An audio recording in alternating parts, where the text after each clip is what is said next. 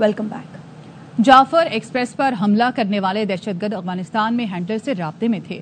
DG ISPR lieutenant general Ahmed Sharif की वजीर आला बलूचिस्तान सरफराज बुख्ती के हमरा न्यूज कॉन्फ्रेंस। कहा, फितना ख्वारिज से मुतालिक शवाहिद मौजूद हैं। एक हलाक दहशतगर्द मुजीबुर रहमान अफगान आर्मी की एक बटालियन का कमांडर था। कमांडोज ने महारत से खुदकुश हमला आवरों को निशाना बनाया। क्लियरेंस ऑपरेशन के दौरान किसी मुसाफिर की हलाकत नहीं हुई। हमले में पाक फौज और FC के 18 एहलकारों समेत 26 अफराद शहीद हुए। पाक फौज के जवानों ने 354 यरगमालियों को रिहा करवाया। इतनी महारत, इतनी एहतियात और प्रोफेशनलिज्म के साथ कंडक्ट किया गया। Not even a single casualty happened to the hostages during this clearance operation. The total casualties so far are 26. 354 who have been recovered. Out of that, 37 are injured. Of these 26 shaheed, 18 passengers were from Army and FC. 3 were from the railway and other department. And civilians, the remaining 5. There were 3 FC soldiers who embraced shahadas once their picket was attacked. In the retaliatory fire, one of our FC soldier of Ghazaband scouts, he embraced Shahadat. And one FC soldier who was part of the duty on this train also embraced Shahadat. 5 operational casualties. दहशतगर्द ने handler से, जो कि अफगानिस्तान में था, उसके साथ communication में थे। उनके पास बाहर का असला भी मौजूद है। अफगानिस्तान हर किस्म की दहशतगर्द एक्टिविटी, उनको स्पेस मिल, उनको वहां से रिक्रूटमेंट मिल रही है। अफगानीज इन्वॉल्व हैं on part of the people who are coming here and blowing themselves up. वहां से जो तश्कीलें आती हैं उसमें अफगानी आते हैं। बलूचिस्तान में ये जो वाकया है, इसका जो मेन स्पॉन्सर है योर ईस्टर्न नेबर आरजी मुजीबुर रहमान, ये अफगानिस्तान की आर्मी में एक बटालियन कमांडर है। बोरी छोड़ो जान बचाओ। DG ISPR ने ऑपरेशन का एक दिलचस्प वाकया सुना दिया। प्रेस कॉन्फ्रेंस के दौरान कामयाब ऑपरेशन के फुटेजेस मीडिया को दिखा दिए। एक वीडियो पर तबसरा करते हुए DG ISPR ने कहा, इस वीडियो की ऑडियो बड़ी दिलचस्प है। बंदे को बोल रहे हैं, बोरी को छोड़ो जान बचाओ।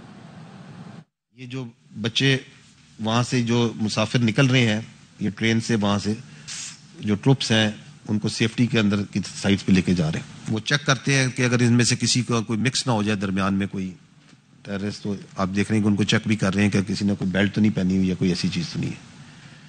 वहां पे वो ट्रेन के अंदर से जो अंदर मासूम लोग जिनको इन्होंने हॉस्टेज किया हुआ था उनको निकाला जा रहा है। जब ये क्लियर हो गया, इसकी ऑडियो बड़ी इंटरेस्टिंग है। वो यहाँ पे कह भी रहा है कि यार ये बोरी चो छोड़ दो जान बचाओ।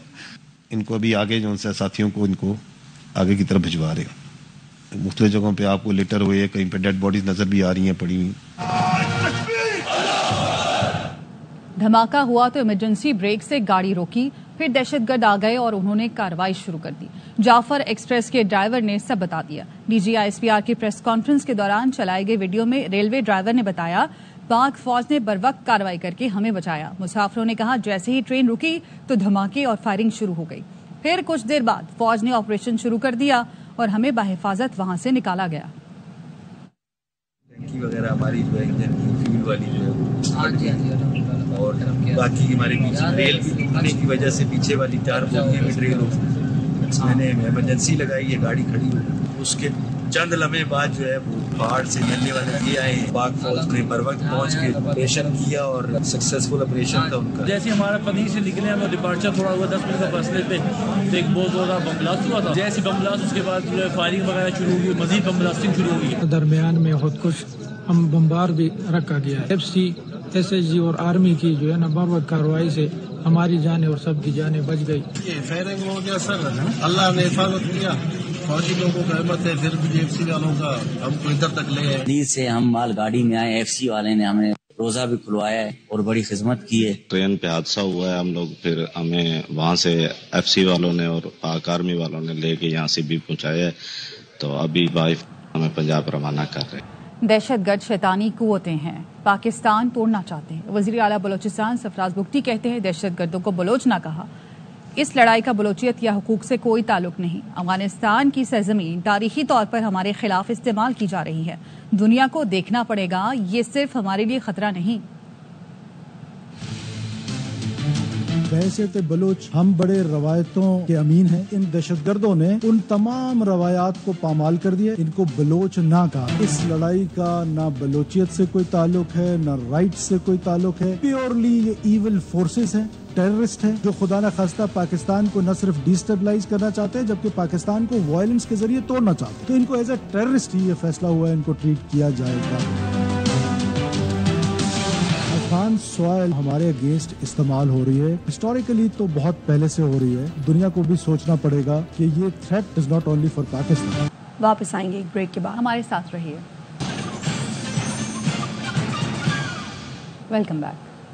IMF पाकिस्तान का मजमूई टैक्स हदफ 600 अरब कम करने पर राजी हो गया।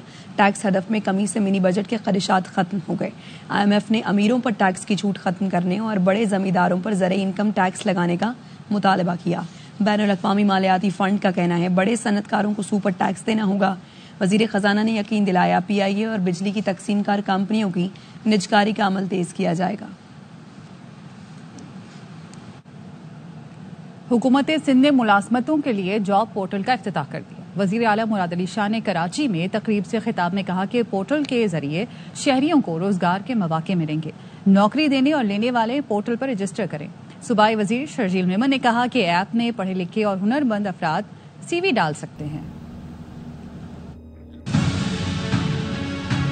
सिंध गवर्नमेंट कोशिश रही है हम अपने सूबे के लोगों को ज्यादा से ज्यादा फैसिलिटेट करें। एनकरेज करूंगा जॉब सीकर्स और जॉब प्रोवाइडर्स दोनों को पोर्टल पर रजिस्टर करें। चाहे वो पढ़ा लिखा नौजवान है, वो नौजवान जो कि स्किल्ड लेबर है, उसको भी इसमें चांस दिया जाए। जॉब जब सर्च करेगा तो उसको गवर्नमेंट सेक्टर में क्या एवेन्यूज उसके लिए खुले हुए और प्राइवेट सेक्टर में क्या एवेन्यूज खुले, वो सारी चीजें आ जाएंगी। रमजान के दूसरे अशरे में भी मुर्गी के गोश्त की कीमतों पर काबू न पाया जा सका। लाहौर में मुर्गी का गोश्त 800 रुपए फी किलो तक पहुंच गया। अलमास अहमद खान की रिपोर्ट। बंदा गरीब बंदा कुछ नहीं खा सकता। गरीब आवाम की पहुंच में अब मुर्गी का गोश्त भी नहीं रहा। गरीब तो क्या, मिडिल क्लास भी 800 रुपए फी किलो मुर्गी का गोश्त नहीं खरीद सकती। कंज्यूमर जो है वो पिस रहा है, तो इसका गवर्नमेंट को भी चाहिए कि कोई देखा जाए कि कैसे कंट्रोल किया जाए इसको। मुश्किल से खा सकते हैं, ज़्यादा बोल रहे जाते हैं कलेजी पोटे वगैरह विंग्स वगैरह ये खा लेते हैं। 470 रुपए फार्म रेट निकला है, ठीक है, तो 495 रुपए सप्लाई हुई है। गवर्नमेंट को चाहिए कि ये जो फार्मर हजरात है इनसे एक्शन ले। महंगी मुर्गी दुकानदार फरोख्त करे या फिर फार्मर, नुकसान तो आम शहरी का हो रहा है।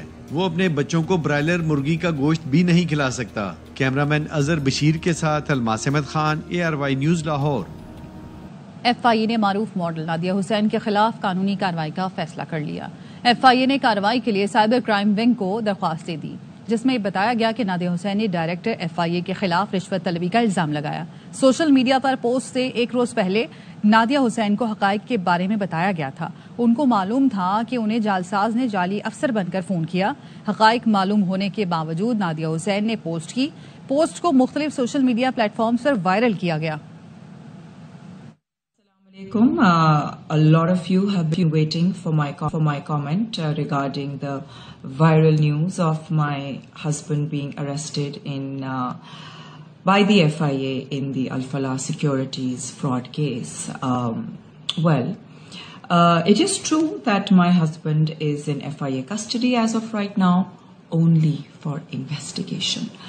And regarding the case, Al Falah securities वाले चने बेच के सो रहे थे ना कि इतना बड़ा फ्रॉड उनकी नाक के नीचे हो गया। अब इसके अंदर मेरे हस्बैंड की कितनी इन्वॉल्वमेंट है कि नहीं है, that of course time will tell. वापस आएंगे एक ब्रेक के बाद, हमारे साथ रहेंगे। Welcome back. पेशावर का किस्सा ख्वानी बाजार सिर्फ तारीखी एतबार से मशहूर नहीं है बल्कि मुख्तलिफ खानों की दुकानों से सजा है। इफ्तार के वक्त तो यहाँ की रौनक दीदनी होती है। तरह तरह के मुरब्बे और चटनियाँ भी इफ्तार दस्तरखान की लज्जत बढ़ाते हैं। आज का शहर, आज की इफ्तार में हमारी नुमाइंदा मदीरा सुंबल सैर करा रही हैं किस्सा ख्वानी बाजार की।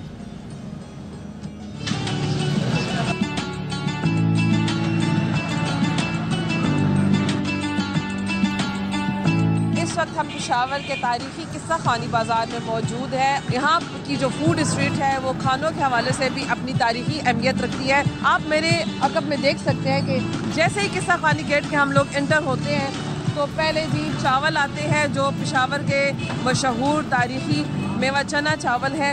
इनकी बहुत डिमांड है। स्पेशल खीर बन रही है, क्रीम वाली फ्रूट चाट है, तरह तरह के खावे यहाँ पर आपको देखने के मिलेंगे। साथ में जो कलरफुल मज़ेदार यमी यमी देखने से इतने लजीज लगते हैं ये जो मुरब्बे हैं, खुबानी की चटनी है, खीर है, तो इसका अपना ही एक मजा है। ये 40 किलो दूध होता है, उसको 5 घंटे पकाने से फिर खीर बन जाती है। तकरीबन 200 किलो तक बिक जाता है इफ्तारी तक।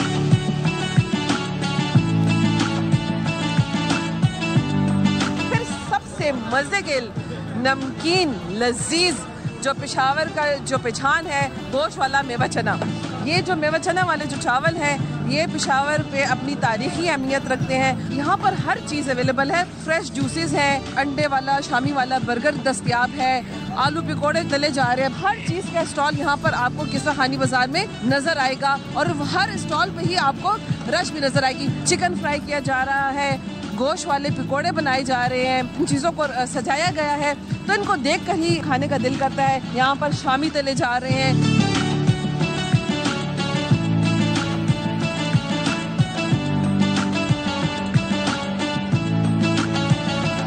खानी बाजार के यादगार शोदा चौक से जैसे ही हम लोग इंटर होते हैं तो यहाँ पर अब आ जाती हैं और भी मजेदार लजीज चीजें। देगी चरगा, फ्राई फिश, तरह तरह की चटनियाँ। आप देखिए स्टार्ट कितना कलरफुल है। यहाँ पे मिल रहे हैं अंडा चने, पेशावर का कचालू पेड़ा, चटनियाँ तैयार, पुदीने की भी चटनी है, टमाटर की भी चटनी है, सैलड भी है तैयार, रायता भी है। देगी चरगा है जो यहाँ पर इस वक्त इसकी तैयारी हो रही है, इसको फ्राई किया जा रहा है। रश तो बहुत काफी जमा होता है। जब अजान में 15-20 मिनट बाकी हो जाएगा ना फिर इधर बहुत कतार लगेगा।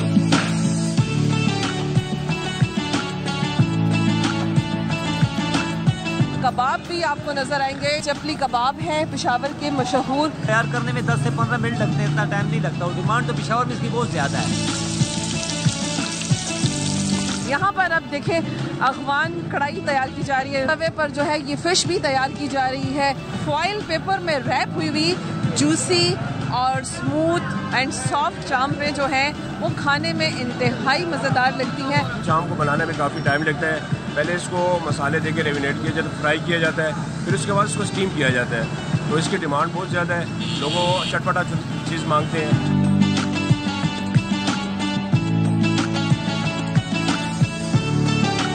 इतनी मज़े की, इतनी यमी, इतनी नमकीन और लजीज चीज़ें बताते जा रहे हैं। अब यहाँ की जो इंतहाई अहम जो टमाटर की चटनी है उसकी मेकिंग भी आपको बताते हैं। इसमें हरी मिर्च, पुदीना और टमाटर साथ ऐड किए जा रहे हैं। छोटे छोटे जार्स में इनके पास अनारदाना, आलू बुखारा और कुछ और ड्राई इंग्रेडिएंट्स भी हैं। हमारे वालिद साहब खड़े होते थे सन 76-78 का फार्मूला है, उसी सदी से चला आ रहे हैं।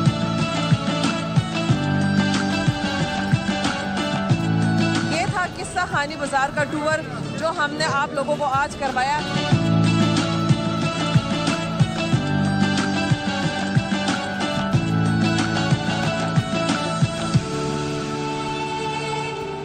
खबर आपको दें, सोशल मीडिया पर एफआईए अफसर पर रिश्वत मांगने का इल्जाम। एफआईए साइबर क्राइम टीम का नादिया हुसैन के घर पर छापा। नजीर शाह हमारे साथ मौजूद हैं, बताइए नजीर। बिल्कुल देखें, एफआईए की टीम साइबर क्राइम जो टीम है नादिया हुसैन के घर पर पहुंची है और सोशल मीडिया प्लेटफॉर्म पर एफआईए अफसर के खिलाफ रिश्वत तलबी का इल्जाम है, जिसके बाद साइबर क्राइम की टीम नादिया हुसैन को गिरफ्तार करने के लिए पहुंची है।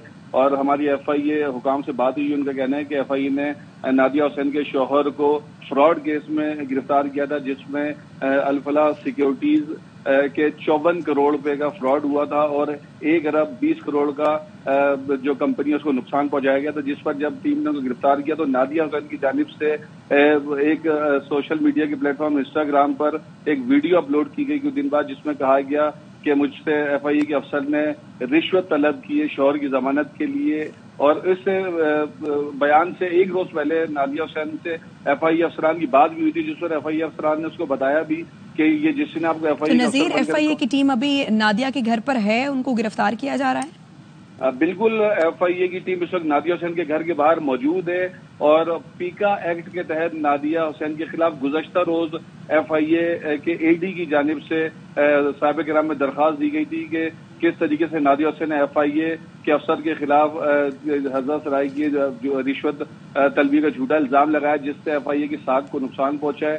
तो जिस पर पीका एक्ट के तहत अब ये नादिया हुसैन के खिलाफ कार्रवाई की जा रही है और मुमकिन तौर पर अगर नादिया हुसैन घर पर हुई तो उनको गिरफ्तार किया जाएगा। ठीक, बहुत शुक्रिया नज़ीर। हाजिर होंगे कराची में अज़ान मगरिब के बाद। Welcome back. हैदराबाद में भी हिंदू बरादरी रंगों भरे खुशियों का त्यौहार होली भरपूर जोशो जज्बे के साथ मना रही है। रंगारंग तकरीबात का इनेकाद, हर तरफ रंगों की बहार है। अशोक शर्मा की रिपोर्ट। में भी रंगों का त्यौहार होली भरपूर जोश और जज्बे के साथ मनाया गया।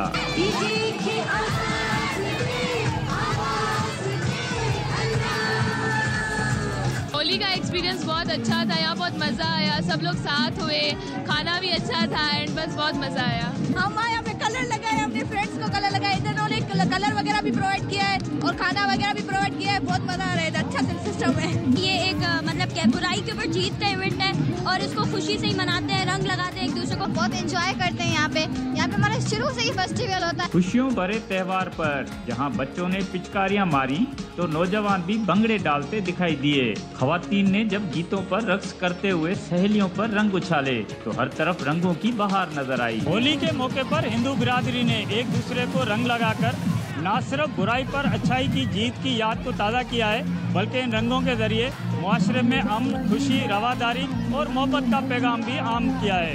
कैमरामैन नईम शाह के साथ अशोक शर्मा, ARY न्यूज़, हैदराबाद। पाकिस्तान को $2 अरब मिलेंगे। IMF से मुज़ाकरात कामयाब हो गए हैं।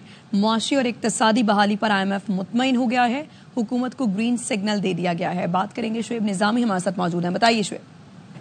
जी, पाकिस्तान और IMF के दरमियान जो 2 हफ्ते से मुज़ाकरात चल रहे थे वो मुकम्मल हो गए और इसमें जो है वो 2 खुशखबरियाँ। एक तो पाकिस्तान की जो ट्रांच है $1 अरब की, उसका जो है अप्रूवल हो गया है। साथ साथ जो है जो हमारी क्लाइमेट फाइनेंसिंग के लिए $1 अरब की हमें चाहिए थी रकम, वो भी जो है अप्रूव हो जाएगी और ये दोनों की दोनों पाकिस्तान को यकमुश्त मिलेंगी, जिससे हमारे ज़रिए मुबादला के ज़खायर में $2 अरब का इजाफा होगा। इसके लिए अभी IMF एक ऐलानिया जारी करेगा। साथ साथ इसकी जो अप्रूवल है हतमी वो IMF एग्जीक्यूटिव बोर्ड देगा। इसके बाद ये रकम पाकिस्तान को मिल सकेगी। इस सिलसिले में पाकिस्तान जितने भी अहदाफ हैं वो हासिल किए हैं और जो मुश्किल तरीन शराइत थी उन पर भी अमल दरामद किया है, जिसमें हुकूमत पाकिस्तान को राइट हाउसिंग के ऊपर अमल दरामद करना होगा, मराठी तबके के लिए टैक्सेस की शरह को कम करना होगा और निष्कारी के प्लान के ऊपर सख्ती से अमल दरामद करना होगा। जी ठीक है शुएब, बताइए शराइत कौन कौन सी हैं IMF की जानिब से? जी, इसमें जो है वो हमें सेल टैक्स की चोरी रोकने के लिए एक निज़ाम जो है वो तमाम फैक्ट्रियों कारखानों में देना होगा। इसकी मॉनिटरिंग होगी। इसके लिए एक डिवाइस जो है वो हर फैक्ट्री कारखाने में लगाई जाएगी जो कि सेल्स टैक्स की मॉनिटरिंग करेगी। जो हमारे इनकम टैक्स के मामले के अंदर जो ज़राअत के ऊपर इनकम टैक्स है उसकी शरह को जो है वो कॉर्पोरेट सेक्टर के हिसाब से वसूल करना होगा तमाम सूबों को। इसी तरह जो सुपर टैक्स के ऊपर जो बड़ी कंपनियों का सुपर टैक्स है उसके जो मुकदमात हैं वो ख़त्म कराने होंगे और उसकी रिकवरियाँ करनी होंगी। पाकिस्तान में जो इस वक्त इलेक्ट्रिक व्हीकल के ऊपर जो टैक्सेस की छूट है उसको ख़त्म करना होगा। सोलर पैनल के ऊपर जो टैक्स की छूट है उसको ख़त्म करना होगा। निजकारी के लिए जून तक जो है 3 बिजली की तकसीम कार कंपनियों और PIA की निजकारी को जून तक मुकम्मल करना होगा। साथ साथ जो है वो हमारे जो राइशाजिंग के अहदाफ हैं वो हासिल करने होंगे। हुकूमत को अपनी अखराजात में कमी भी करनी होगी। ठीक है, शुक्रिया शुएब। मौसम की बात करेंगे। पंजाब के कई शहरों में कहीं हल्की कहीं तेज बारिश हुई, बाज़ इलाकों में ओले भी गिरे और चिन्योट में बारिश और जालाबारी से मौसम तो खुशगवार हुआ लेकिन नशेबी इलाके डूब गए। हाफसाबाद में भी बारिश से जलथल एक हो गया। खुशाब और गिरदनवाह में कहीं हल्की कहीं तेज बारिश हुई। कालाबाग और भक्कर की तहसील दरिया खान में ओले भी गिरे। महकमा मौसमियात का कहना है कि आज मुल्क के बेशतर इलाकों में कहीं हल्की कहीं तेज बारिश होगी। कश्मीर और गिलगित बल्तिस्तान में बारिश जबकि पहाड़ों पर बर्फबारी का इम्कान है। सिंध में तेज हवा चलने के साथ बाज मकामात पर हल्की बारिश मुतवक्के है।